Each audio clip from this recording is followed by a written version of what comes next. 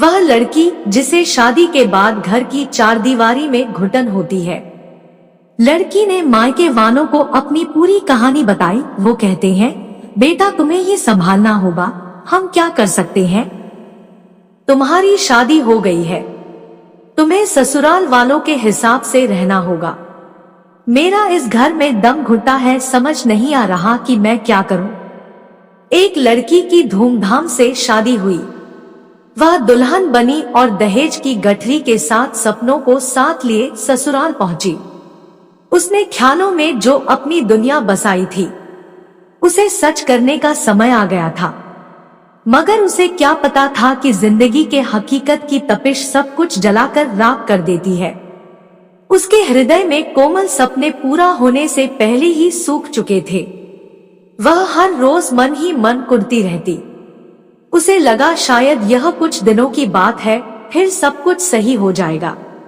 वह उस आस के सहारे जीने की कोशिश करने लगी। उसे समझ नहीं आ रहा कि पति की बेरुखी और ससुराल के माहौल में वह खुद को कैसे ढाले। उसके ससुराल में ससुर औघ में सासू माँ की चलती है।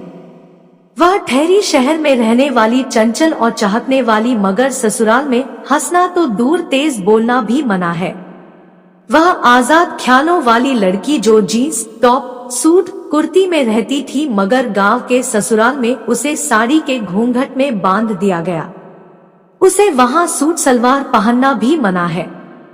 उसे घूमना फिरना पसंद है, मगर शादी के बाद अगर वह घर से बाहर कदम रखती तो सिर्फ मायके जाने के लिए। उसका तो मायका जाना भी कम ही होता है।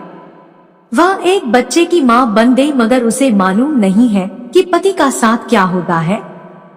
प्रेम करना तो दूर, पति तो उसका दोस्त भी नहीं बन पाया। वह हर रोज कोशिश करती कि पति उससे बातें करे, उसके साथ चीजें शेयर करे, मगर पति को उसकी किसी बात से कोई फर्क नहीं पड़ता। वह ना साथ बैठता है, ना कई मतलब रखता है। उसका एक ही काम है, सिर्फ घरवालों के लिए काम करना, उनके लिए खाना बनाना, घर देखना और बच्चा संभालना। वह पढ़ी लिखी है, अपनी जिंदगी में कुछ करना चाहती थी, मगर उसके ससुराल में बहुओं का बाहर काम करना मना है। जहां ससुर और जेठ खड़े हो वहां उसका जाना मना है। फिर नौकरी करना तो दूर की बात है। वह हर रोज भोर में जग जाती है और सबके सोने के बाद रात 12 बजे बेड पर जाती है और सबके खाने के बाद खाती है। वह कहती है कि मुझे इतना समय नहीं मिलता कि मैं अपने शौक पूरे कर सूं। मेरी ज्वाइंट फैमिली है, मगर बच्चे को कोई नहीं देखता। मेरे ऊपर घर की बहू और माँ होने की जिम्मेदारी है। उसे आज की सोच रखने वाली लड़की से बात करना भी मना है। उसकी सहेलियां तो शादी के बाद ही छूट गई। उसे ऐसा लगता है कि वह घर के कोने में पड़ा हुआ कोई सामान है, जिससे किसी को कोई मतलब नहीं है। उसकी हालत घर की नौकरानी जैसी है। अब उसकी ना कोई चाहत है, ना सपने। वह कहती है पति को मुझसे और मेरे बच्चे से कोई मतलब नहीं रखते हैं। कई बार तो हमारी 3-3, 4-4 दिन बात नहीं हो पाती। पति कहीं बाहर जाए तो मुझे एक फोन तक नहीं करते। मुझे नहीं पता कि पति का प्यार कैसा होता है। वे मुझे कहीं बाहर लेकर नहीं जाते, घुमाना फिराना तो दूर की बात है। वो कहते हैं कि उनको ये सब पसंद नहीं है। वे अपने परिवार में ही व्यस्त रहते हैं। ऐसा लगता है मेरे प्रति उनकी कोई जिम्मेदारी नहीं है। मैं बात करके देख चुकी हूँ, मगर शादी के 4 सालों बाद भी उनके व्यवहार में कोई सुधार नहीं आया है। मैंने मायके वालों को अपनी पूरी कहानी बताई। वो कहते हैं, बेटा तुम्हें ही संभालना होगा, हम क्या कर सकते हैं।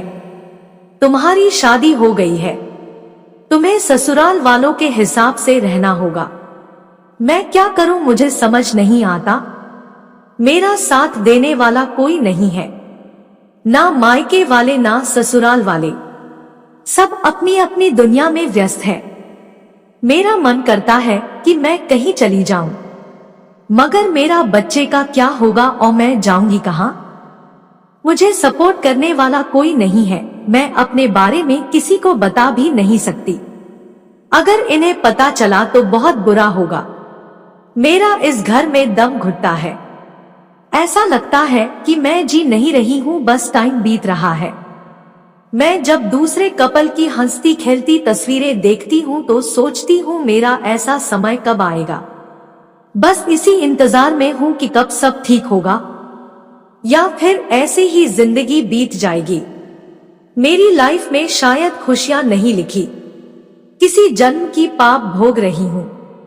दोस्तों, ऐसी बहुत सी लड़कियां हैं जो गांवों, कस्बों और शहरों में अपने ससुराल में घुटकर जीने को मजबूर हैं। उन्हें नहीं पता कि वे कहां जाएंगी, क्योंकि उनके पास नौकरी नहीं है। वे घर छोड़ने की कल्पना नहीं कर सकती, क्योंकि शादी के बाद मायके वाले भी उसे पराया कर दिया है।